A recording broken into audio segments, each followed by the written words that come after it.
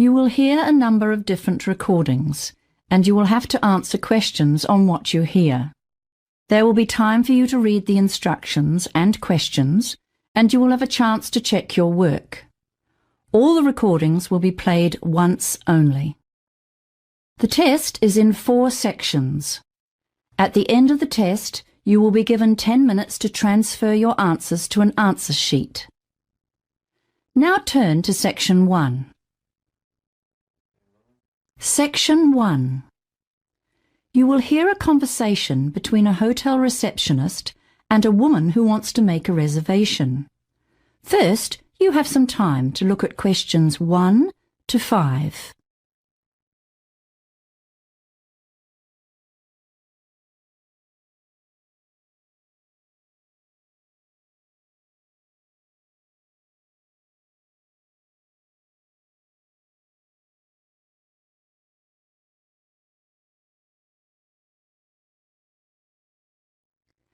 You will see that there is an example that has been done for you.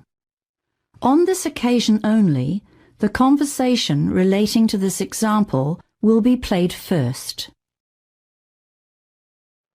Good morning. Welcome to the Horizon Hotel. How may I help you? I've come in to make a reservation for a friend. And your friend's name is? Mackay, Sandra Mackay. That's M-A-C-K-A-Y. Thank you. The woman says her friend's name is Sandra Mackay, so Sandra Mackay has been written in the space. Now we shall begin. You should answer the questions as you listen, because you will not hear the recording a second time. Listen carefully and answer questions 1 to 5. Good morning. Welcome to the Horizon Hotel. How may I help you? I've come in to make a reservation for a friend. And your friend's name is? Mackay, Sandra Mackay. That's M-A-C-K-A-Y. Thank you. When is she arriving? She's flying in on the 15th, but she'll stay with me for the first night because we have an early start on the 16th. We're going for a quick trip to the coast, but we should be back on the 18th. So that's the 18th of this month? No, sorry, did I forget to say? It's next month, December. Well, that's getting pretty close to Christmas, but we may have something available. Right, we have 1 or 2 nice rooms left. But how long will she stay for? A week. So she'd be checking out on Christmas Day, the 25th. Is that a problem? Well, it depends. We don't have a room available for the whole week, but if she didn't mind changing rooms midway through her stay, we could work something out. Oh, I see. And if she wanted to extend her stay, that wouldn't be possible, I'm afraid. We're completely booked out from Christmas Day through to New Year. No, she won't want to extend, and I don't think she'd have a problem with changing rooms. Good. Well, I'll put her in room 502 to start with, and then she'll have to move to 805. No, just a minute. Let's make that 702, because that's available, and it's 2 floors directly above 502, so the room layout will be identical. How much will it cost per night? The basic room rate is $165. Is breakfast included? No, but a complimentary drink is served every evening at 5 o'clock. Oh, that could be quite nice. Shall we make the booking then?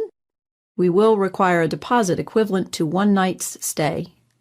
That's fine. I can pay the deposit. How would you like to do that? In cash or by credit card?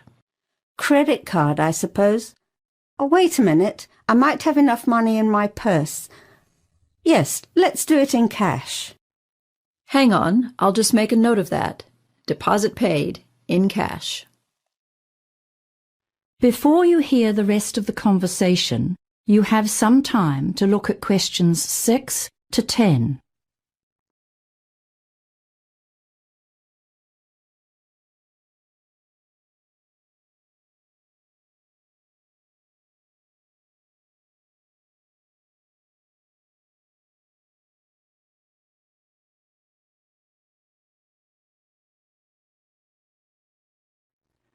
Now listen and answer questions 6 to 10. Just a second while I print a receipt. Who shall I make it out to? My name is Zoe Reed, R-E-E-D. Thank you, Miss Reed. Now I'll need some contact details for either you or Ms. Mackay. I'll give you my details. I only live on the other side of town. Can I have your address and phone number, please? I live at 14 South Street, Morningtown, and my phone number is 439-4829. Thank you. 439-4829. Yes, that's right. Now I'll just print the booking form. If you have any questions or need to make any changes, just quote the reservation number on the bottom of the form. That's it there. AQ459. Thanks very much. Oh, before I go, just a couple of questions. What time does the room get cleaned? I'm only asking because my friend usually has a short nap after lunch and she wouldn't like to be disturbed. Well, the maids are usually finished by 1 p.m. because we have a 2 o'clock check-in time, you see. They come on duty quite early in the morning, so they are sure to be finished in your friend's room by lunchtime. Yes, definitely. I'd say roughly 11 o'clock. Thanks. That's good to know. One more thing. Is the room service for meals? Only for breakfast and dinner. Breakfast service finishes at 9 and starts at 5 a.m. Dinner service starts at 6 p.m., but the last orders have to be in half an hour before the kitchen closes at 11 p.m., so full room service closes at 10:30. But remember, light snacks, things like toasted sandwiches or muffins, can be ordered at the bar just off the lobby throughout the day and evening until 2 in the morning. Thanks very much. You've been most helpful. That is the end of section 1. You now have half a minute to check your answers.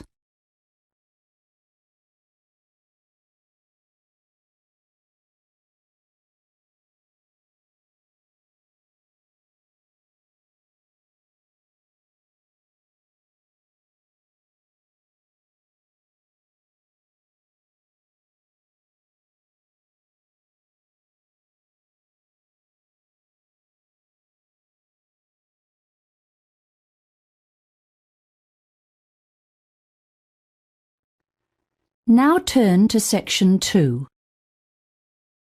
Section 2. You will hear a radio announcer introducing what's on at the local arts centre. First, you have some time to look at questions 11 to 16.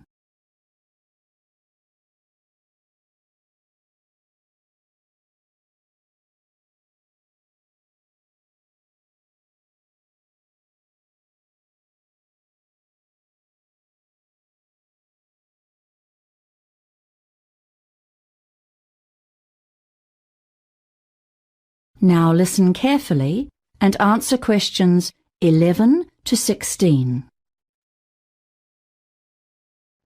Hello, and thanks for joining me on the art scene tonight, brought to you by your local radio station 2ZG, and made possible by the generous sponsorship of Bertrand's Music and Video Store. Firstly, I want to announce that the refurbished Arts Centre downtown is opening soon, with some spectacular visual art displays and performances that you won't want to miss. In Gallery 1, the Arts Centre will be hosting an extraordinary exhibition of the latest creative works of our regional artists. There'll be landscapes, abstracts, photography, ceramics and sculpture. The exhibition opens on the 4th of March and runs through to the 10th of April. It's free and open to the public from 11 a.m. to 4 p.m. weekdays, and, by the way, all works on display are for sale, so be sure to bring your credit card with you. Gallery 2 will put on the annual showcase of the art of school students who take a sometimes challenging and often emotive look at the current issues facing youth in particular and society in general. This is the Issues of the 21st Century exhibition, and the dates to keep in mind are 10th of March to the 4th of April. The gallery will be open from 10 till 3 Monday, Wednesday, Friday and weekends. There's no charge, but teachers should make bookings if they're bringing large groups. Let's move on to the performing arts now. Shakespeare season is back again, and this year's production is the ever-popular Romeo and Juliet. Tickets are just $40 for adults and half price for seniors, and there are rush tickets for students at $15. Performances are in Theatre 1 at 8 o'clock every evening. Bookings are essential. The show runs from the 5th of March to the 3rd of April, and there's a possibility of more shows if there's a high demand for tickets. Now, if you like your folk pop with a country twist, you must see Shannon Keel, who is back in town for one night only on the 1st of April, performing for us in the basement. She'll be supported by Ricky Bond's band, which has been touring with her for the last 7 weeks, and showtime is 9:15. Tickets are on sale at the door, just $12.50. Doors open at 8. Coming to the Arts Centre for 4 performances in the showroom is Class Act, a quartet who have captivated audiences with their amazing repertoire of classical music, and who now include top-class cabaret in their programme. They will give matinee performances every Friday in April at 11 o'clock. Tickets are only $14 a single, or better yet, why not get together with a group of 6 or more friends and pay only $12? Before you hear the rest of the announcement, you have some time to look at questions 17 to 20.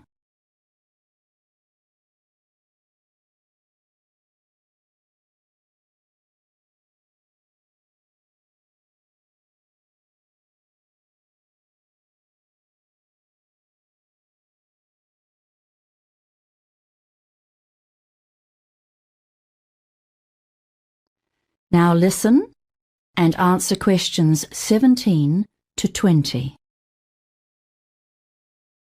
Now, here's some exciting news. I've just heard that Michael O'Brien is going to perform at the Arts Centre next year, but we haven't got any dates finalised as yet. As you know, Michael is Ireland's most popular easy-listening entertainer, and he's returning from a tour of Canada and the United States, where he has enjoyed huge success, even in Nashville, the home of country music. That's a long way from his Irish roots. Michael is without doubt a singing superstar. He has had 15 top 10 music videos and is almost a permanent feature in the UK album charts, with 18 UK chart albums to date. But he is still as excited and enthusiastic about his work and his fans as he was when he first launched his career 20 years ago. Perhaps some of you are unaware that Michael's first years were ones of struggle. The family was very poor and his father was forced to go abroad to provide for his family. He worked on farms in Scotland and it was very hard manual labour, very different from the lifestyle Michael enjoys today. Unfortunately, his father died when Michael was only 5 years old, and the burden of raising 5 children fell on his mother. Although Michael followed in the footsteps of his sister by pursuing a singing career, she was his role model and inspiration, he has attributed much of his success in life to his mother's influence, and he has dedicated his most recent DVD release to her. You can pick up a copy of that DVD, Unwavering Devotion, at Bertrand's Music and Video Store. Well, that's all from me. It's been nice talking to you. Tune in at the same time next week. Until then, good night and take care. That is the end of section 2. You now have half a minute to check your answers.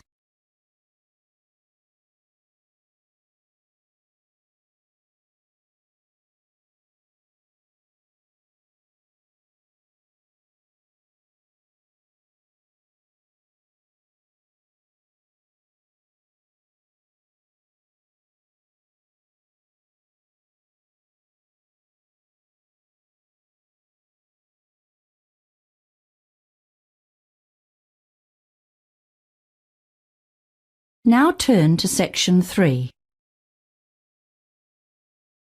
Section 3. You will hear a conversation between 2 second-year students, Steve and Jan, who are planning an assignment together. First, you have some time to look at questions 21 to 25.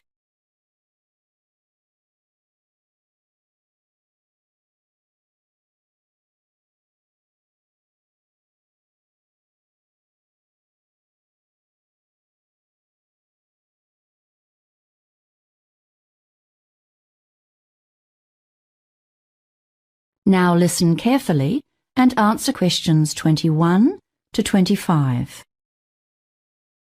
Hi Jan. Sorry, my tutorial finished late. No problem, Steve. But let's get straight to work. I've got so many other assignments this week, and we've only got till next Wednesday. Sure, fine by me. So, we've got to do a combined presentation with at least 20 slides and a recommendation at the end. Is that right? Yes, and then 5 minutes for questions. Oh, right. I'd forgotten that. So, what shall we choose as a topic? I was wondering about copyright or intellectual property law. It's a tricky area, though. Well, I've been doing a bit of reading about digital privacy, and it's actually a really challenging issue now. I mean, the way employers and government departments rely on commercial databases for information on people. Okay, that sounds like it has potential. Tell me more. I can't say I've read much about it. Well, these databases compile information on all sorts of things, not just birth dates and income. They record people's lawsuits and convictions, employment history, credit rating, medical history, a range of statistics and stuff that is often out of date or is only partially true. And they get this information from public records on the internet? You mean it's actually available online? Yes, and that's the problem. We live in such a networked society now. There's so much data on the net and it's really accessible. Often the company employees who compile these databases include dated information or get confused by similar names and list the wrong details for people. I'm starting to get the idea. What kind of things can go wrong? Well, for example, a sales manager was fired because of a background check by a data company which reported that he'd served a jail term. He protested, but his boss still fired him. All he'd had was something minor like a speeding ticket. He suffered an unjust dismissal, plus the stress of trying to find another job. He was out of work for 7 months. I see. Okay, this has really got me thinking now. It's a great topic. Before you hear the rest of the conversation, you have some time to look at questions 26 to 30.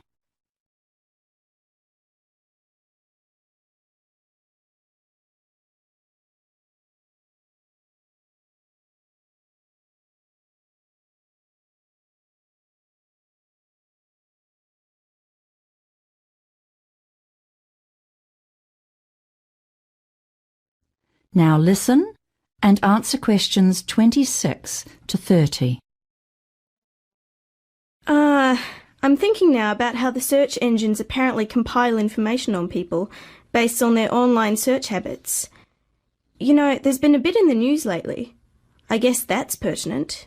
That's right. It's all part of the same issue. The search engines actually gather a huge amount of data about computer users, and some of it is definitely sold to other paying customers.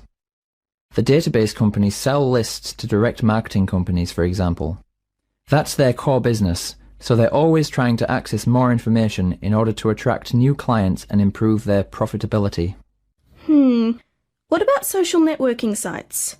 How much of that information is truly private? Not a lot, it seems, and hackers can download sensitive information and misuse it as well.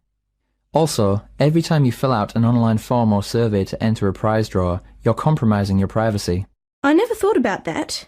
I often enter those and give my email address and mobile number. Well, apparently in Europe they have laws controlling the ability of companies to sell or share people's personal data without getting explicit consent, but that's not the case here. Then that could be our main recommendation. Yes, and then we can advise people to actually purchase their own credit reports and files from a few of the big database companies to check that the information stored on them is actually accurate. It's so frustrating to have to do something like that. For sure. Also, bloggers should be very cautious. They can be sued for breaches of privacy and for libel. Even Twitter comments aren't exempt from legal action. So that's another area to consider for suggestions. Anyway, we need to decide how to split this up. How about if one of us does an overview of the general issue and the history of it all to date? I think I might tackle that. You'd be better on the technical stuff. Great. Then I'll look at new developments and make policy recommendations. For example, there are technology researchers looking at how access to files and information can be restricted. Because, you know, originally the internet was designed to be as open as possible. That's right. And instead, it's created a real conflict. Already some of the browser companies are working on solutions to this, such as offering a tracking protection feature that users can switch on to restrict how much data can be mined from their computer use. And there are a few other ideas out there as well. And about the question slot, I seem to remember Professor Duncan suggesting we prepare a couple of questions ourselves, in case no one asks anything. I guess that's a good idea. That is the end of section 3. You now have half a minute to check your answers.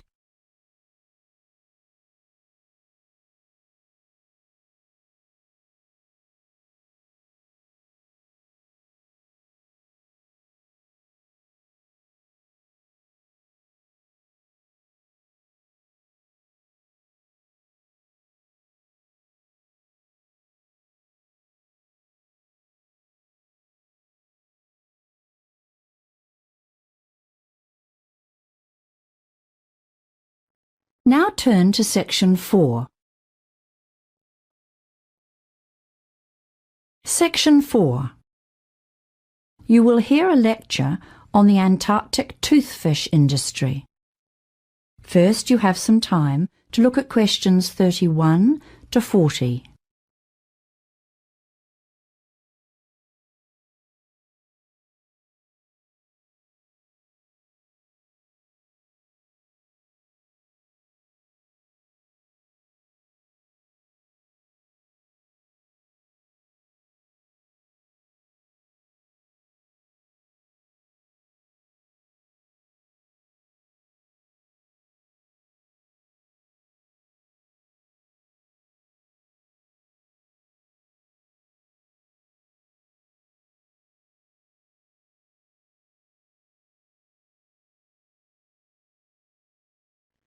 Now listen carefully and answer questions 31 to 40.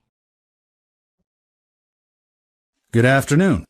As you know, it's Environment Week, and that seems like a good time to focus on one of the most special places in the world, the Ross Sea, and its associated fishing industry, which is largely focused on the Antarctic toothfish. Now, back in 2008, this part of the Antarctic, that is the Ross Sea, which, by the way, makes up only about 3% of the Southern Ocean, was rated as being the least changed environment on the planet. In fact, it's been described by one source as a living laboratory, a link with evolution, and it teems with fascinating and unusual sea and mammal life. So there have been urgent pleas for the Ross Sea to be given some kind of permanent protection. What are the issues facing the area then? Well, aside from the huge problem of global warming that threatens all of the Antarctic oceans and the ice cap, most of these are associated with the fishing vessels that come into the Ross Sea, as well as the usual things like general rubbish and sewage pollution from these boats. The most significant potential danger is an oil and diesel spill from a fishing boat that's either damaged or sunk due to the thick ice. In January 2012, a Korean fishing vessel caught fire in the Ross Sea, with a loss of at least 3 lives, although, luckily, an oil spill was averted. In late 2011, another Korean ship, the Insung No. 1, sank with 22 lives lost, although the rest of the crew were saved by other fishing boats in the area. Again, in December 2011, another vessel, the Sparta, caused an international furor when it was holed and stranded in pack ice in the Southern Ocean. That one was Russian. New Zealand planes had to fly missions to drop off water pumps and other essential equipment and supplies to the ship. Remember that the crews of such flights are put at extreme risk on such long flights, as the weather can become stormy at very short notice. All in all, it was a miracle that this ship was able to be repaired and moved from the area without a significant leakage of fuel. So, apart from the potential for environmental problems from the boats and the danger to fishermen working in this hostile environment, there's also the matter of the cost and danger of providing support in a crisis. And, there's a lot of pressure on the fishing crews to make the most of the brief weather window during which boats can operate so far south. So they tend to keep fishing no matter what the weather is like, which means that errors of judgments are more likely. The officially authorized fishing fleet has a quota, or limit, and each boat is hoping to get the biggest share possible of the total allowable catch. Then, of course, there are the illegal boats. That means the boats operating without permits. They just try to catch as much as possible regardless. And the vessels may not even be in a suitable condition to be operating in these icy southern waters. Consequently, a key issue is the decimation of the species. Now, how much do we know about this particular fish? The Antarctic toothfish inhabit very cold Antarctic seas, usually between 200 meters to 2 kilometers deep. They are large creatures, rather ugly, and they are slow growing. Although they live up to approximately 50 years, it seems they only reach sexual maturity after about 16 years. Also, very little is yet known about their life cycle. Things like where they spawn, or what happens to the young ones before they're ready to breed. We do know that the adult fish are near the top of the food chain, but we need to know much more about the juvenile forms. Things like what they look like, where they spend those early years, and what sort of predators go after them. Okay. So the fishing season in the Ross Sea spans December to February. It's estimated that close to 3,500 tons of Antarctic toothfish have been taken annually since the fishery opened in 1996. This represents approximately 100,000 fish per year. I must add, though, that in the last couple of years, overall catches have been reduced due to overfishing and the decline in total fish numbers. Now, there's no record, of course, of the numbers of fish caught by illegal fishing boats. Those in the Antarctic toothfish industry claim that the short fishing season and the difficulties faced by the boats in this inhospitable climate provide their own natural limits on fishing. They say that the industry is concerned to preserve fish stocks, and they assert that with careful management and monitoring, the fishery is sustainable. However, others dispute that this is the case, especially given the distances involved and the difficulties faced in trying to manage and monitor fishing boats in such a remote location. In the Ross Sea area, conservative estimates suggest that fish stocks have declined by about 20% over the past 16 years. But in fact, there is not enough accurate research to support such claims. The figure could be even higher. Leading scientists who specialize in this issue are calling for a Marine Protection Area, or MPA, with a total ban on fishing. But so far, this has not been achieved. Right, so that's an introduction. Now let's watch a short video before we discuss your next assignment. That is the end of section 4. You now have half a minute to check your answers.